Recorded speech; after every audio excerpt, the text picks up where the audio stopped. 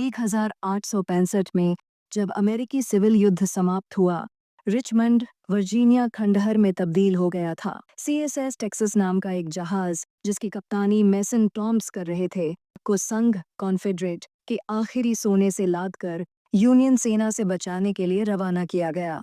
यह जहाज अटलांटिक में गायब हो गया, जबकि यूनियन सेना उसके पास पहुंच चुकी थी। यूनियन सेना ने सीएसएस टेक्सास पर तोपों से हमला किया, लेकिन जहाज के मोटे कवच ने उन गोलों को टाल दिया। पूरा जहाज ऊपर से नीचे तक इस कवच से ढका हुआ था। वर्तमान समय 1990 का दशक। वर्ल्ड हेल्थ ऑर्गेनाइजेशन के डॉक्टर ईवा रोजास और फ्रैंक हॉपर माली, अफ्रीका में फैल रहे एक खतरनाक रोग की जांच कर रहे हैं।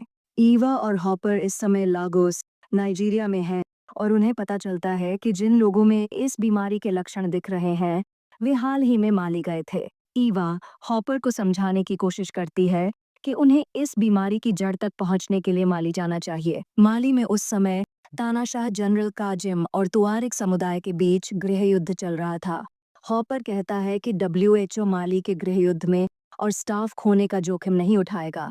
ईवा लागोस में और अधिक मामलों की जांच करती है और एक लाइट हाउस पर पहुंचती है, जहां उसे एक पीड़ित के पिता की लाश मिलती है। वह व्यक्ति भी माली गया था।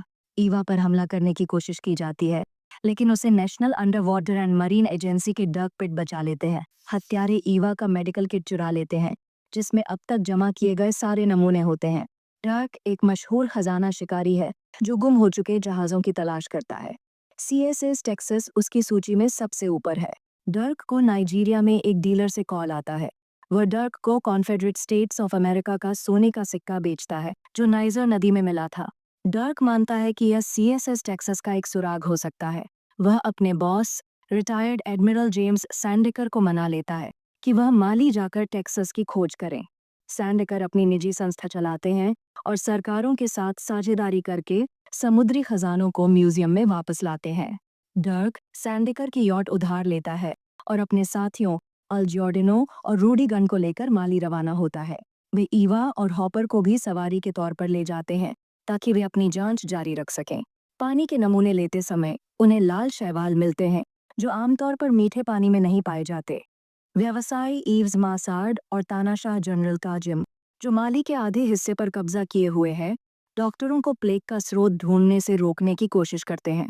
काजिम अपने आदमियों को डॉक्टरों और डर्क की टीम को मारने के लिए भेजता है, यह जाने बिना कि वे सीआईए और नेवी का बैकग्राउंड रखते हैं। काजिम के आदमी यॉट पर हमला करते हैं।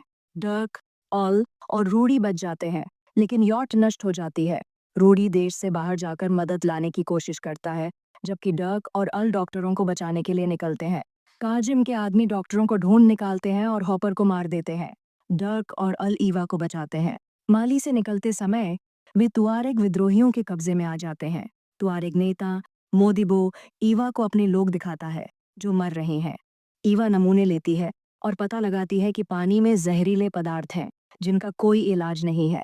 डर्क और ऑल की कहानी एक रहस्यमयी गुफा से शुरू होती है। गलती से ऑल एक गुफा में घुस जाता है जहां उसे एक पुरानी पेंटिंग मिलती है जिसमें आयरन क्लैड टेक्सास का चित्रण होता है। डर्क को यकीन हो जाता है कि टेक्सास एक तूफान के बाद सूख चुकी नदी में फंस गई होगी।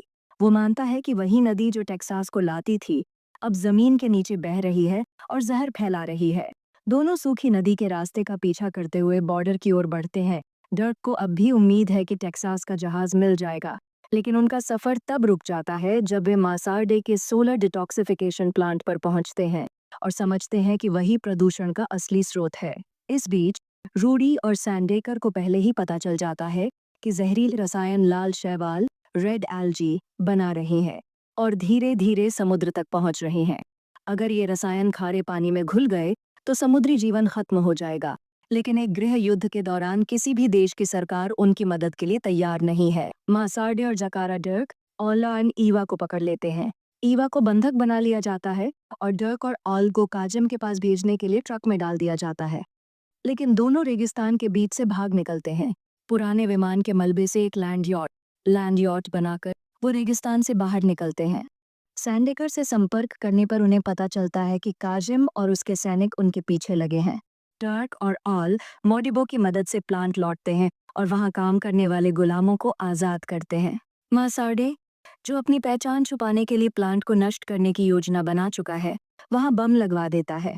ऑल बम को निष्क्रिय करने की कोशिश करता है, जबकि डर्क मासार्डे को रोकने और ईवा को बचाने निकल पड़ता है। मासार्डे भाग निकलता है। डर्क, ईवा और ऑल काजिम की पुरानी कार एवियंस वॉइसिन सिबाई 28 चुराकर वहां से निकलते हैं, लेकिन काजिम उनका पीछा एक हेलीकॉप्टर गनशिप से करता है। इस बीच सूखी नदी में एक श्रृंखला विस्फोटों से वही आयरन क्लैड टेक्सास बाहर आ जाता है जिसका जिक्र गुफा की पेंटिंग में था।